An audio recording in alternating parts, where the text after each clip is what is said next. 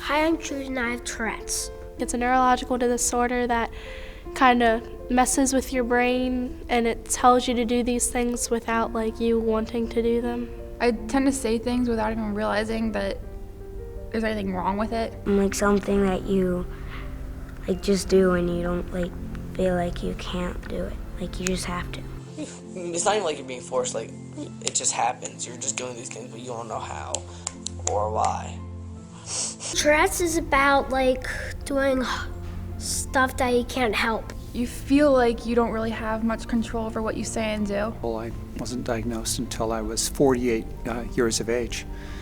And I think that speaks to the lack of knowledge about Tourette syndrome in our society in general, and especially when I was a child. And also speaks to the stigma about psychiatric disorders and neuropsychiatric disorders that is very prevalent in our society, probably still is, but certainly when I was growing up. So my condition was unidentified and in a sense swept under the carpet. And I was told just to act normally, to get over it, and to behave in a more normal manner. Tics are weird things they do, like noises and weird body moves, which you can't help. I hit my locker at school sometime, I hit lockers and stuff, and that drives me crazy because people just stop and stare at me.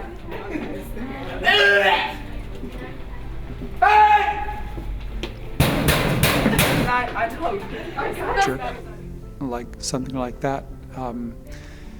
I include quick hand movements, at times grimacing my face. I have this one where I clench all my muscles together and I get really sore after it, and it's hard to move and stuff. Copropraxia, tics, meaning I give the finger at times.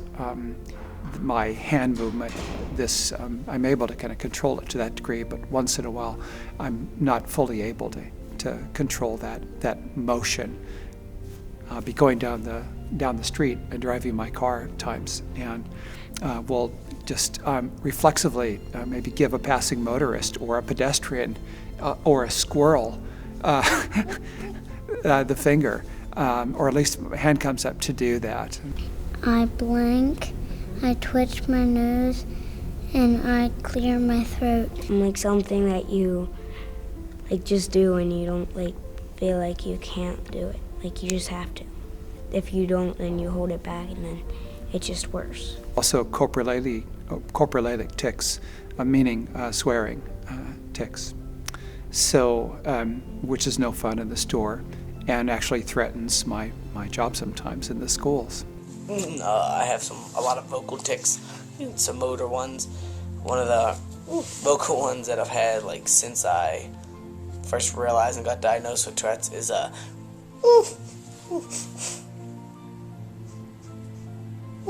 it's kind of a little squeaky noise. Another one is a kind of grunt my throat and then blow my nose some. Not anything in there, but it's just what it is. I have a lot of neck tics where my neck jerks and my mouth kind of, and my neck's always kind of moving and doing something. I have some other tics. I have some hand tics. Could do this a million times and not realize I was doing it. Tourette syndrome is a neurological disorder characterized by tics. Tics are involuntary movements or vocalizations. They come out of nowhere. They are repeated usually. They change a lot, and they also wax and wane. The tics seem to be more prominent in the majority of individuals during their adolescent years.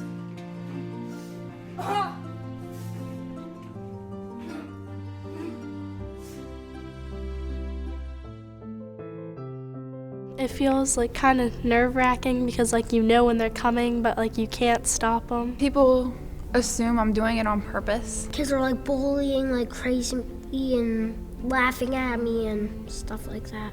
People don't want to talk to you because of the way you act, and the tics are very uncomfortable. like when people don't believe me that I have Tourette's. It's not something they can see, so it's very hard to convince people that, yes, that is a tic. That's not something he can stop. I hold back my tics a lot in school. Like, I'll go to the bathroom and like I'll let out my tics, and like it's really hard to hold them in. Start talking about it, then I start to do it. He would have a lot of texture issues where he would want to just touch things as an infant and even as a young toddler that our other kids just did not do. And I would see him have sensory issues, noises and sounds and smells, and like I said, the touching. By the time he was just a year old, he was labeled Messy Jesse because of how many different things he was always into. I have these things that I call triggers for my Tourette's. Sometimes they're people, sometimes they're things. The doctors would know how to diagnose based on seeing the tics and hearing tics, vocal tics, but all they really knew to do is to throw out the medications right away. And even that, it would just, it might help with some attention things and other issues that he was showing, but it never dealt with how do we help him develop with this whole disorder of the storm that was constantly brewing in his mind and in his head and the battles. And to be quite honest, we just thought it was tics. We thought Tourette Syndrome was vocal and motor tics. We had no understanding of mental tics or that there were other associated disorders. I work in the schools, and I'm as a school psychologist and as a specialist in neuropsychiatric disorders. I now work with children with Tourette Syndrome, ADHD, obsessive compulsive disorder, learning disabilities, anxiety disorders, mood disorders, and the whole range of disorders that are commonly impacted by this condition, that present with this condition. Sometimes he gets really frustrated, and it sort of scares me and my brother. There are some tics that bother us. The vocal tics can get rough, especially when you have a baby in the house, but we get through them. And trying medicine upon medicine because there is no medicine for it. And then your family or friends judging you, you know, they think you're a bad parent because your child is acting the way he is, or because you're putting them on this medicine upon this medicine, and they really have no awareness of Tourette's at all. If you go directly to someone and tell them, "Hi, my name is Jesse Beers, I have Tourette's," then they know right away and you don't have to deal with any problems. It makes it harder because a lot of people don't understand it.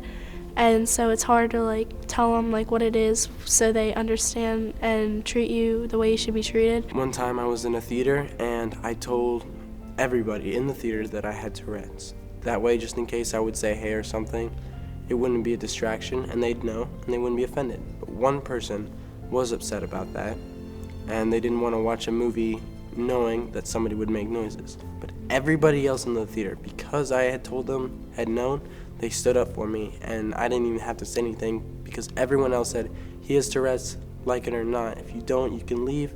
If you like it or just ignore it, you can stay. So it always helps to tell people right away in any situation. I guess I tend as an adult to expect that people understand that people have differences. And frankly, I don't think about my tics very much. I'll be in the store and I'll scream or swear, and from the next aisle over, and then the next thing I know, the store manager is following me around. You know, can we help you, sir? Is there something you're looking for here? You know, which translated means, how quickly can we get you out of this store? And I should probably do better at, I suggest to children with Tourette's that they either carry a card explaining that, or that they announce themselves of having a Tourette's in situations. And I've grown to be better at that, but there are often times in public when I just don't express myself. However, I should appreciate that a grown man screaming in public or talking to themselves or swearing angrily in public could be perceived as a threat to people. So it'd probably be a nice service to other people for me to explain myself, but sometimes I have to say I feel a little resentful of their judgments about me and other people with differences, and don't always feel moved to do that. But anyway, probably would be best.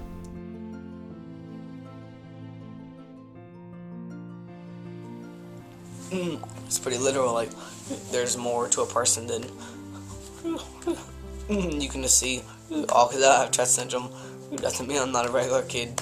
Doesn't mean I don't go to school or play sports or work or drive a car and stuff. Regular person just have some speed bumps in the way of stuff I do. Tourette's is a blessing and a curse. A curse because it can be really aggravating, really difficult. It presents obstacles professionally for me. It threatens my career. Sometimes it feels like to me. As annoying to other people I know, and embarrassing at times, and problematic.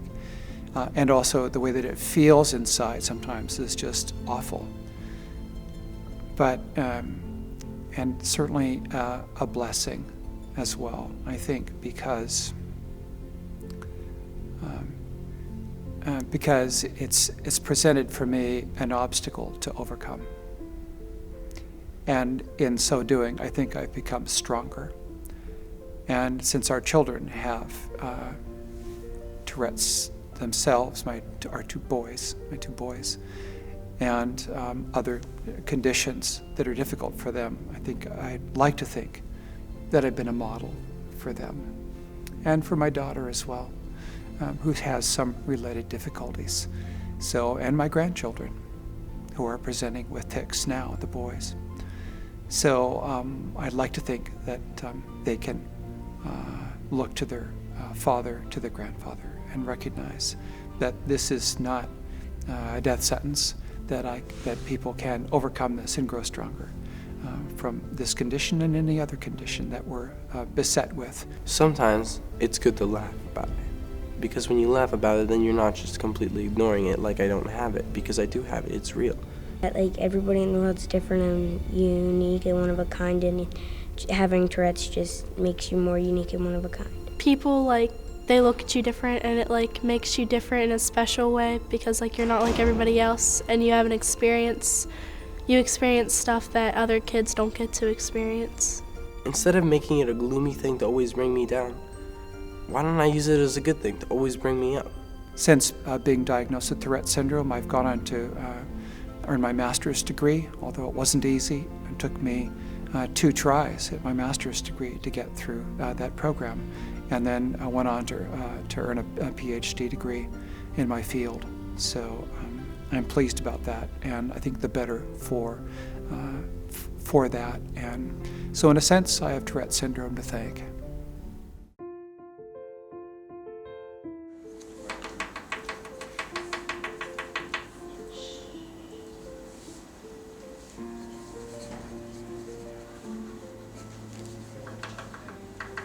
Stop, be quiet.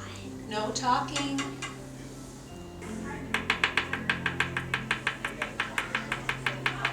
Stop. I need to take it for a little bit, okay? Come back when you can, when you're ready.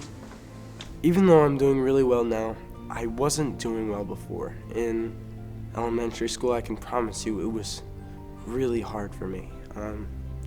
I know countless times that I would come home early because I couldn't sit through an entire day of school, and it would happen all the time. I finally graduated through that, and it wasn't much better in middle school. Sure, I got some more friends, but they still didn't fully understand my Tourette's, and I had to explain myself almost every single day to a different kid. The teachers they did not get it. My principal did not get it. And it was really hard within that area, and it was a hard strike on my life. And other kids and teachers believing that that is something that he cannot stop. They feel like he should be able to stop that. It's a habit, it's not a tic, when it is. when my son first started school, from first grade up, was a very difficult time for him. It was a struggle because the education system, the school he was in, was so unaware and uneducated about Tourette's that they tended to place the blame on him where there should not have been any blame at all. They wanted to say it was his behavior problems, and you know, he was very lucky to have some teachers that really understood or tried to understand. What I want to say to kids who pick on kids for Tourette's or who don't quite know what to do with it or laugh or giggle, imagine a kid strolling down a hallway in a wheelchair. Just imagine. You wouldn't do anything to him. You understand he can't walk. You know it would be dumb to be like, stand up and walk. So if you tell a kid, stop making those noises, you might as well tell that kid in a wheelchair to walk. The school understands the disability, and not only the teachers and administration, but the student body. All 1,400 students have been educated on our son, and so he doesn't get picked on in the cafeteria. He doesn't get picked on in the hallways and at the football games. He's just accepted. Hey! Hey, Jesse. How's it going? It's going good. How are you? Good. Nice. Yo, what's up, man? How's it going? Yeah, sweet. Yeah, hey, Jess. Hey, guys. Oh, hey, how's it going? See ya. Have a good day. Oh, okay.